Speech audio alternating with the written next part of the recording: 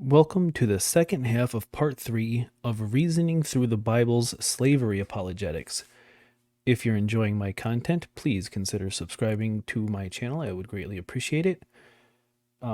If not, at least give me a thumbs up, or if you hate the content, give it a thumbs down. That's fine too. Hopefully, we can get through this video today. We only made it 17 minutes in on the last one because he started going into genocide apologetics, which are even worse than slavery apologetics. And his reasonings were completely monstrous. The things that were pouring out of this guy's mouth were so absurd that it made me go on tangents, and that's why their 17-minute video that I covered took me 45 minutes. He was going into things like, why would they kill all of the women? Well, because they probably had STDs. And I do say probably because there was no STD testing back then. And they only spared the virgin women. And again, kind of like STD testing, it's disgusting to think about how they would find out if these women were virgins or not. I don't care to think about what kind of tests they would perform to figure that one out. And in the last one, he didn't cover why they slaughtered the young boys. He didn't cover why they slaughtered the men. He just said that the women had STDs, so they had to go. And then he started going into like the cultural assimilation argument, which is also pretty terrible. I mean, it's just a genocide of a people commanded by a God that is supposed to be all loving. So they have to try to defend it in some way. And I'm sorry, but STDs is just not the way to go. But that's not why we're here today. We're covering slavery apologetics, so if he stays on topic, so will I. And I'm right around where I left off on the last one, maybe a few seconds off here and there, but it's okay. So let's get into it. The same sin of Peor by these Midianite prostitutes was still around many years later in Joshua's day. Yeah. And so that's the context here. Okay, hold on. We're pausing. We're going to have to go back because if he just said that the reason, and I'm going to go back to make sure I have this right, but if he's saying that the reason that they slaughtered all the non-virgin women was because they were riddled with STDs, and then he's also saying that didn't work because they were still around in the story of Joshua, then what was the point? So God is omniscient. He knows everything. So why would he command all of the STD-ridden women to be slaughtered when he already knew full well that that would not be an effective treatment for STDs? But we're going to go back, and I just want to make sure I got that right. We're capturing them as sex slaves. No, it's Yes, saving their lives and incorporating them in as wives. Because, again, the Bible prevented sex slaves. It says so specifically. Okay, so God commanded. Where does the Bible say so specifically that it prevents sex slaves? It doesn't say that. At least not that I know of. These people to be killed, but in here he allows this. The next passage was in Leviticus chapter 25. And in Leviticus 25, there's some commands in there about given to Israel when they enter the promised land and have to deal with these Canaanites. And again, all of these sections from Exodus, Leviticus, Deuteronomy, Numbers are all just prior to going into the land of Canaan and dealing with these evil Canaanites that were temple prostitution, child sacrifice, etc. And in verse 25, it talks about redeeming a person. And again, I just have to quickly point out that you know what is an also barbaric? Let's just say that the Canaanites were sacrificing children in the bronze bowl and they were burning them alive. You know what else is child sacrifice? Literally going in and slaughtering them in the command of your God. Person's possessions when they become poor. Oh, did I not go back far enough? Redeeming a person's possessions prevented sex slaves. It says so specifically. Not the iniquity of pay. Not going to take the prostitutes in. We'll go ahead and originally do what God commanded, which was destroy them. But the virgins, if you want to take them and marry them, now think of what that does. That basically incorporates them into Israel's society and culture, video. But destroys the Midianite culture while saving the more innocent ones. That was the compromise that Moses allowed here. But again, you could not take them as just sex slaves, which is the accusation. In verse 16, in the matter of Peor, So the plague was among the congregation. The same sin was mentioned over in Joshua chapter 22, verse 17. It says, quote, "Is not the iniquity of Peor enough for us, from which we have not cleansed ourselves to this day, although a plague came upon the congregation?" And so the plague and the consequences to it from the same sin of Peor by these Midianite prostitutes was still around many years later in Joshua's day. So yes, that is what he's saying. They went in and tried to stop the spread of STDs by slaughtering all of the non-virgin women, regardless of if they had STDs or not, because they would have really had no way to know. But even that didn't work. God would have known that didn't work prior to giving the command, but yet he still... It's all silly. Dude, once you start really thinking about it, can we not see how silly this all is? And then it was just all...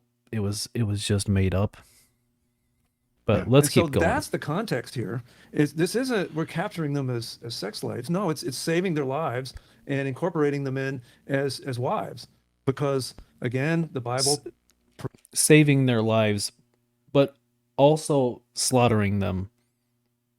Prevented sex slaves. It says so specifically. Okay, so God commanded these people to be killed, but in here he allows this. The next passage was in Leviticus chapter 25. And in Leviticus 25, there's some commands in there about given to Israel when they enter the promised land and have to deal with these Canaanites. And again, all of these sections from Exodus, Leviticus, Deuteronomy, Numbers are all just prior to going into the land of Canaan and dealing with these evil Canaanites that were temple prostitution, child sacrifice, etc. And in verse 25, it talks about redeeming a person's possessions when they become poor. Redeeming a person's possessions when they become poor. And so in Leviticus 25, verse 25, that gives credence to what we've been saying all along, which is if a fellow countryman of yours becomes so poor he has to sell part of his property, then his nearest kinman can come in and buy back what his relative has sold. And so right there we have this case where they become so poor that they've had to sell things. So Steve, look down at verse 39. And that's really where it gets interesting. In verse 39, if a countryman of yours becomes poor with regard to you and sells himself to you. So, yeah. Steve, would somebody voluntarily sell themselves? In our day, we can't imagine such a thing as buying someone, selling myself to someone. Why would somebody do that? That's correct. He's right there. In this day and age, at least in this country, buying and selling human beings is considered barbaric, cruel, disgusting, immoral, monstrous. Yeah, because it is. And also, not just that it is, but it was. It has always been. So why would it be specifically allowed by a God? And the fact that some of these people would sell themselves, some of these people would, you said they would sell themselves into slavery to get out of starvation or some type of extreme poverty situation. All of this is irrelevant. None of it matters. We're dealing with slavery. I've said it many times in many videos. Anything that comes after owning a human being as property, that's something else. That's a different conversation. If you want to get into how good or bad the slavery was, that's a different conversation. All I'm concerned with is owning another human being as property moral? I would say no. And then my next question is, then why did God allow an immoral act to take place? Completely, wholly, and entirely allow it. He didn't allow murder. He didn't allow stealing. He didn't allow lying. But somehow owning other people as property made the cut. Because as it points out here, if they're so poor, meaning they are destitute, meaning they can't provide for themselves, they can't provide for their family if they have a family, they have no means in order to take care of themselves. Yeah, and that's a really unfortunate situation to find yourself in. But just for a moment, imagine that you're God. And you look down at your people, your chosen people, and you see that they're struggling. You see that they're starving. You see that they can't feed themselves, clothe themselves, house themselves. What commands do you give? And let me know if any of them involve the purchase and the trading of human beings? I hope not. If they become so poor that they sell themselves, well, that's what it means. I mean, it's pretty plain and clear. And what we Sure. do in our society, I submit, is not any better. What we do is we tax all the working people and then pay people to count the money and then redistribute it to the poor people and don't require them to work. And as Apostle Paul says over in the New Testament, if you do that, you teach them to be idle. And in such cases, okay, yeah, there's some legitimately poor people, but people get to where it's called institutionalized victimhood, in the sense that I have no other way. Well, I wonder, there was a slight cut there. I wonder why there was a jump. There was a jump in the video. Maybe he just couldn't think of institutionalized victimhood. Even I had a hard time saying that one. Maybe it took him a while, so they cut that out, or maybe he said something else, and they're like, no, bro, you can't say that. God's way says, well, you're either going to go work or you're going to starve. That's what the Apostle Paul says over in the New Testament in Thessalonians. He who does not. So maybe this is a hot take, maybe not, but if the choice, if there's, let's just say that there's only two options, starvation or welfare, I'm going to take welfare every single time. And I don't mean on the receiving end of that welfare.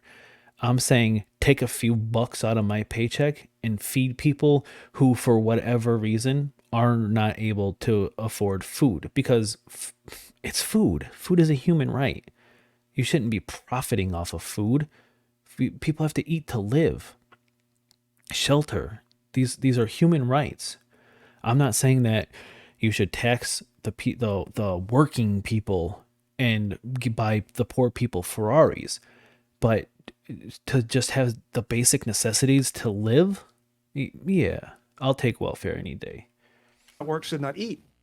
And so here we have in this passage, people become so poor, they're going to force themselves to go work. They're going to force themselves to go and sell themselves in a contractual arrangement where I've made an agreement with you. Oh my goodness, this is so boring. It's so boring. We have yet to touch on slavery in the Bible. We've touched on different forms of slavery, which we'll just call it indentured servitude. We've touched on indentured servitude, like this debt slavery, quote unquote. But we haven't gotten into slavery, pure, unadulterated, good old fashioned chattel slavery, owning another human being as property forever. And I know that they have tried to say in this video series that all of the slaves only worked for 6 years, and all of the slaves they were released on the 7th year, and all, you know what I mean? They've tried to say that this applies equally, but it so clearly does not. The distinction between Israelite and non-Israelite is so clear in the Bible, and they're just avoiding the topic altogether. There are lifelong, generational chattel slaves in the Bible, not indentured servants, slaves, and they just haven't gotten to it. And let's be real, they won't. I will do these things. I will do these work if you feed me and clothe me and house me. And so that's what it's talking about. It's not a slave market. It's people that are so poor that they have no other choice. And if you've eaten in the last 2 weeks, then you have no moral high ground to stand and look at these people in the eye and say they shouldn't do that. And so that They shouldn't do that. They shouldn't do that. They shouldn't do that. If somebody were to come to me and were to say, hey, I cannot eat, I'm going to die, can we sign some kind of contract that I will work for you for 6 years, and you can beat me a little bit, and I'll do whatever, I'll mow your yard. I don't know what it'd be in this day and age. I would not accept that. I would say no, and then take other avenues. You should never own another human being as property, ever, for any reason. If somebody's I've said it before, and I'm being forced here to say it again. If somebody's hungry, give them food. It's really that simple. It's really that simple. that permeates all of this. It's not a chattel slavery. Now look down at verse 45. And verse 45 deals with foreigners. The last one was if a citizen. The foreigners were not allowed to buy land in Israel. Keep that in mind. How did the land get controlled in Israel? What was the rule, Steve, about the land in Israel? Well, the land was allotted or divided up all in the individual tribes, and that particular allotment to that tribe was then given to the individual families that lived in that tribe. And once those families had those particular allotments within the greater allotment of their tribe and around, it was theirs in perpetuity. It was their land within their family forever. And even to the point that if they happened to give themselves or sell themselves at some point in time, they could come back and redeem the land to themselves. They just showed that, hey, this is my land. I'm part of this family. This was allotted to us, and I'm here to redeem it to get it back into our family. Matter of fact, Who cares? the other parts of the Mosaic Law prevented people from permanently selling it to foreigners. Yeah. You had to keep it in the family. The whole thing was to keep the family land on the land, so they would always Nothing to do with slavery. have a way of making an income to protect poor people. And so a foreigner that would come in, which is what this chapter is dealing with, has no way to become a landowner. They have no way to earn a living, to become wealthy. It's an agricultural society. And so these are people that would always be travelers, sojourners is what it's dealing with. Look at verse 45. It is out of the sons Wow, they're using the New American Standard Bible. They have the word sojourners in there. of the sojourners who live as aliens It's usually replaced with temporary residents. among that you may gain acquisition. And some of the translations there have a different phrase for that. You may acquire a bond slave. So these are people that were poor. They were permanently poor. They couldn't own land and earn a living that way. And so they were people that you could acquire. Why? Because they become Interesting that they couldn't. They were poor in perpetuity, and they couldn't buy land, and but also, if you remember from earlier in the video series, that all of the laws and all of the everything applies equally to everybody, foreigner and national. But again, just like in all the other videos, the other two videos from this series, 3 of my videos, 2 of their videos, this is their 3rd video. They make this claim that all of the laws apply equally to everybody, foreigner and non-foreigner, Hebrew and otherwise. And then they will go into list all the ways that is absolutely not true. It's bizarre. so poor that they had to hire themselves out. That's the only way they could make it. The word acquire there is Strong's 7069. It means to acquire. It means Nothing to get. to do It with doesn't mean to slavery. buy. It just means to, well, it could mean buy, but it's just any way of acquiring someone. Hire, make a bond with them, make an agreement. In Boaz, in the book of Ruth, the same verb, he acquired his wife out of love in Ruth 4:10, use the same word there. So it's not always buying and selling people as if they're farm implements. That's not what this is talking about. It's a way of taking care of the poor. He has to add that in, the farm equipment. He said implements, but he's used this analogy so many times. It doesn't matter if it was farm equipment or farm implements or farm comparing these he has to compare these people, these humans, to farm equipment, because that strikes that emotional reaction in you. But it doesn't matter if they were treated like farm equipment or farm implements. None of this matters. None of this has to do with whether it is condoned to own other human beings as property. And to be fair, it seems like they're saying, yes, you absolutely could do that in the Bible. It just wasn't a bad thing, which is, it's inherently disgusting to say that. But, they have to. And making sure the poor didn't get taken advantage of. And so that's what it's talking about. That's what it's talking about. God had a... So realistically, I could have watched their entire video series, and every single thing they said, I could have just been like, yep, I agree. Yep, I agree. Yep, I agree.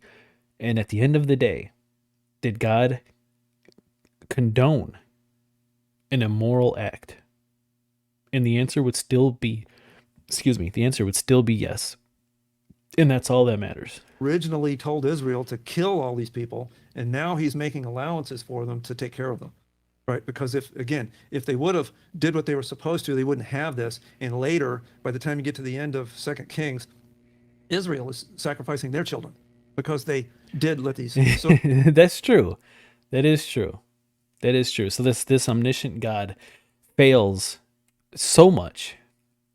He wipes out the Canaanites because they were supposedly sacrificing their children in the bronze bull. He wipes out the non-virgins because they were spreading STDs, and then later in the Bible, sure enough, all of the bronze bull burning STD-ridden non-virgins are still running rampant. What an absolute failure of a God. sojourners leave here. So verse 45 and 46, once the bond slaves are acquired, they become permanent possessions that can be inherited as permanent slaves. And right there, Okay. All right. He's getting into the goodies. is where people kind of trip over that, right? No. People don't kind of trip over that. That's the crux of the argument. This passage right here is all that matters. As somebody pointed out in this video's comment section, Nick Brazing, who's commented on some of my videos actually, and he's actually helped me along, kind of alter my views of how I saw slavery in the Bible, amongst other things.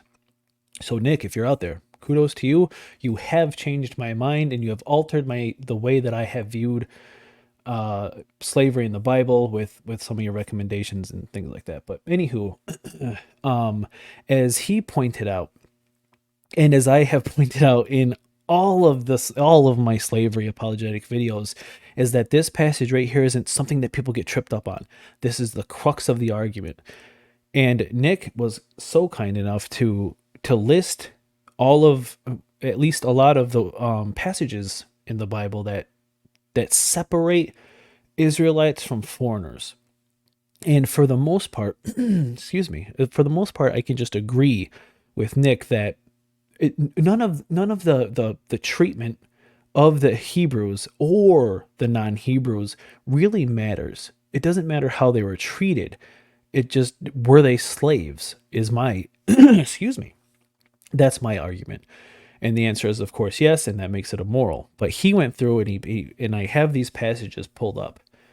And let's go through them real quick. So when referring to the form of slavery, you could consider the Hebrew slavery this indentured servitude. And there's, of course, loopholes and ways to get around that by keeping the male slave, if he wanted to stay with his family, because the women and children were not to go free, as the male slave does. There's ways to keep even Hebrew slaves for life, but the distinctions are made very clear. And we're going to go through some of them real quick. And thank you, shout out to Nick in the comment section of their video, the video that I'm reviewing. He listed all these out. I got them pulled up here, and he's absolutely correct. So we're going to go through these real quick to show that there is just such a clear distinction between the two types of slavery. One is this barbaric and archaic form of indentured servitude, and this other form of absolute, complete chattel slavery. So here we go. This is Exodus 21. If you buy a Hebrew servant, he is to serve you for 6 years, but in the 7th year he shall go free without paying anything. A Hebrew servant. Freeing servants, if any of your people, Hebrew men or women, sell themselves to you and serve you in 6 years, the 7th they should go free. Here we have, if one of your fellow Israelites becomes poor and sells some of their property, their nearest relative is to come and redeem what they have sold. If any of your fellow Israelites become poor and sell themselves to you, do not make them work as slaves. They are to be treated as hired workers or temporary residents among you. Do not rule over them ruthlessly. your male hold on, this is the what I wanted to read from here is, do not rule over them ruthlessly. The them in this is the Israelites, because the Israelites are my servant whom I brought out of Egypt. They must not be sold as slaves. Do not rule over them ruthlessly. And then you jump down here, but you must not rule over your fellow Israelites ruthlessly. I don't. The point is that they're making clear distinctions between Israelites and non-Israelites. Year for canceling debts. They shall require payment from anyone among their own people.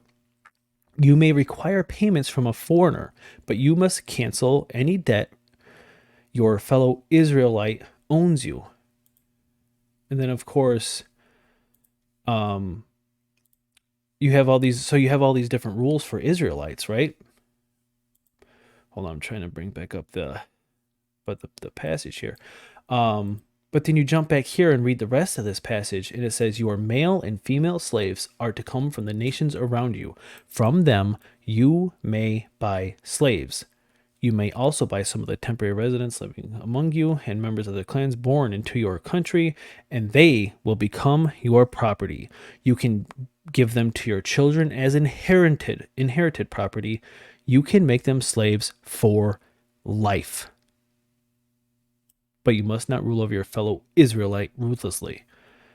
So having gone through some of these passages where there's such a clear distinction between the form of the perpetuity of slavery between Israelites and non-Israelites, where are these passages that say that the foreigners, the slaves from the nations around you, that they are to be set free? You could possibly argue that in the year of Jubilee, maybe, but at this point, I don't care. I can grant it to you because it doesn't matter. I would argue no, because if you let them go in the year of Jubilee, then that's not making them slaves for life. But whatever, I don't care. It's not worth addressing.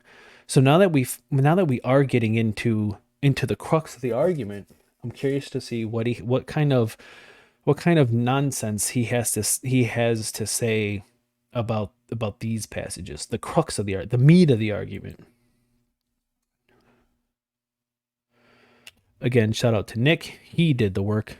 I just pulled up the verses.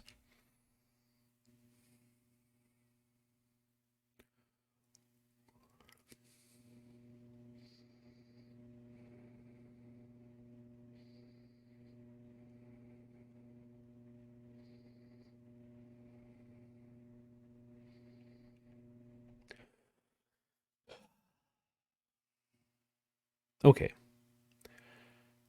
I disagree, because these people, if they were prisoners of war, how were they? It says from them you may buy slaves. So were they purchasing Canaanite slaves from Canaanites? What he just said makes absolutely no sense. And in the grand scheme of things, it doesn't really matter, because even if they were prisoners of war, even if they were burning their children, that doesn't give you the right to purchase them and own them forever. But we'll keep going.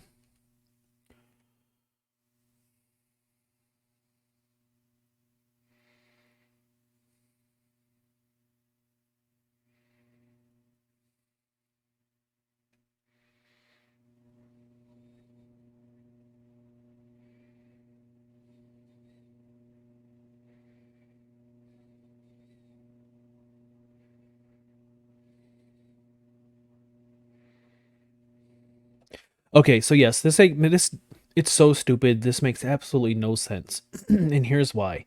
Because what are the options? You can let them go free, and then they'll come back and kill you, right? You can kill them, and is that a better option? Well, no, probably not.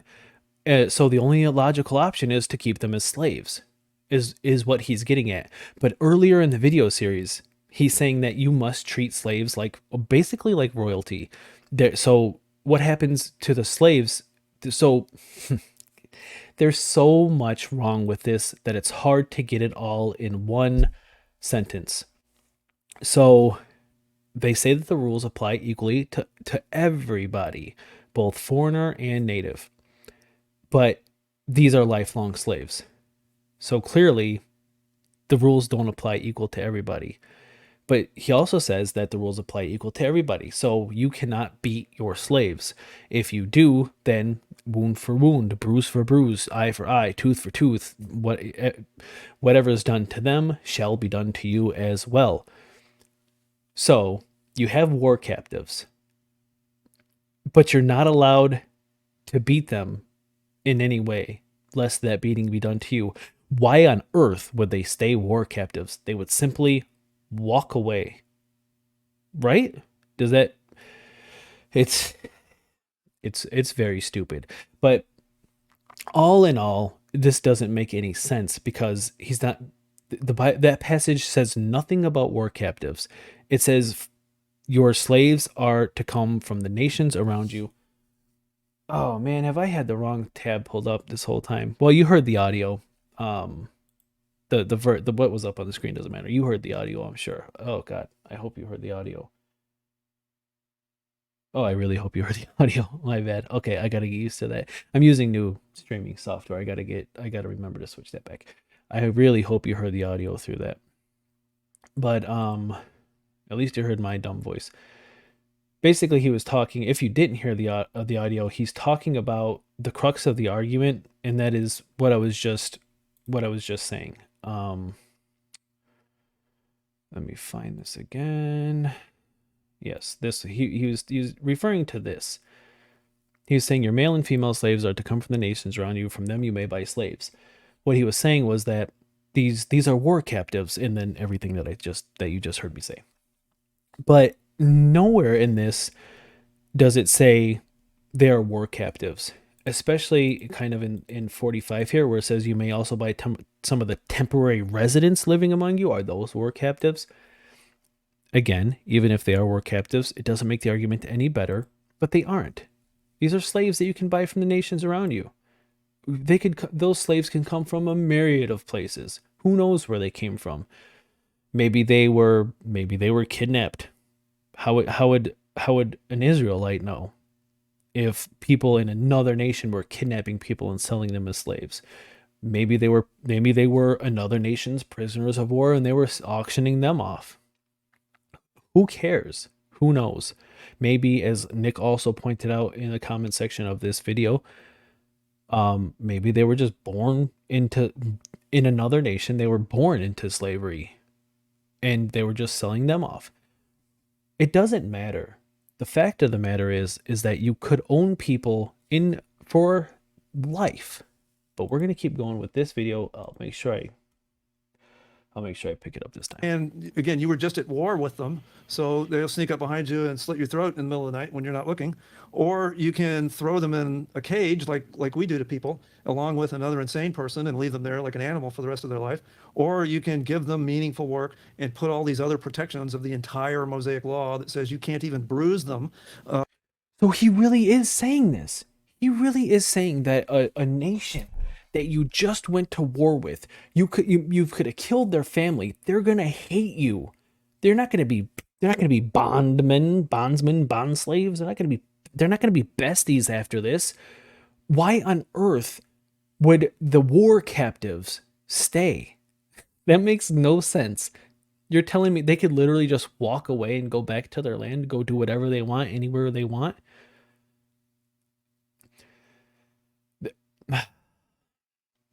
It's just so bad, especially when you consider the other verse where they went into earlier in this video series, where that if there was a runaway slave, that you were not to like make them a slave or resell them or something to that effect. So you're telling me, since the rules apply equally, that these war captives who would absolutely hate you because you probably just slaughtered their friends, their family, whoever, their fellow Canaanites, they lost. You're at war, for crying out loud. So not only could they freely walk away at any point in time that they choose, because thou shalt not kill, bruise for bruise, you can't do anything to these people. But on top of that, since the rules do apply equally, if they were to run away from you and go to your next door neighbor, for instance, then you can't, they're just free people. Unless they go to court and say, you've bruised me, so I get to bruise you back. You have to feed them. You have to take care of them. You have to bring them on the holidays. You have to give them a rest every 7. So, God, see, this is why these videos are so long. I'm at 35 minutes already, and we've only gotten 10 more minutes into this video because it's so stupid. You're honestly telling me that these people who God deemed so vile for burning their children alive, for spreading STDs, for having prostitution in the temple, could become war captives? But if you were to bruise them in any way, that the people who were just burning their children alive, the courts would be like, yes, war captive slave, you can now hurt the fellow Israelite because he hurt. No, just no. Oh, goodness gracious. Of 7th day. And so that's why we can say with confidence that people, if you're poor enough, would want to be under this circumstance. They would want to go and say, please buy me, is what the people were doing over in Genesis and in Egypt. That's why saying this is somehow evil is just wrong. He went out. What? That made no sense. We were just talking about buying the slave, the passage about buying the slaves from the nations around you. He was saying that purchasing another human being and owning them as property for any length of time is evil and it is wrong. And this is why this video series is titled Religion Poisons Your Mind. Because owning another human being as property is evil. But yet this God, this book, this religion forces a probably otherwise decent man to make up disgusting apologetics like this. Religion poisons your mind. If a nation of people has STDs, you kill the people who might have STDs. But you also kill the children, the children in that nation for some reason. And you also kill the men of that nation for some reason. And then you keep the virgins for some. Religion poisons your mind. Let's keep going. So, comment, Steve. Did I miss it, or what are your thoughts as we go through the? No, I'm in agreement with you. You know, another thing that I've heard the skeptics say. Okay, I want to keep this a little bit shorter of a series. The videos just a little bit shorter because they can run really long, and I wanted to keep this one under 40 minutes, and we literally got another 10 minutes into their video, which means there's roughly 30 minutes of me blabbing about how disgusting these two people are. And I do call them disgusting because I do feel that way, genuinely, because they have this soft demeanor. They have this wolf in sheep's clothing approach. Now, I don't think they're Frank Turek disgusting, but they are disgusting nonetheless. And okay, I could go on another diatribe, but we're going to end this video here. We will pick this back up in the next one. If you made it this far, please give me a thumbs up. Leave a comment down below. Tell me what you think of these two. And subscribe. I'd really appreciate it. We'll pick it back up in part 3 of their part 3.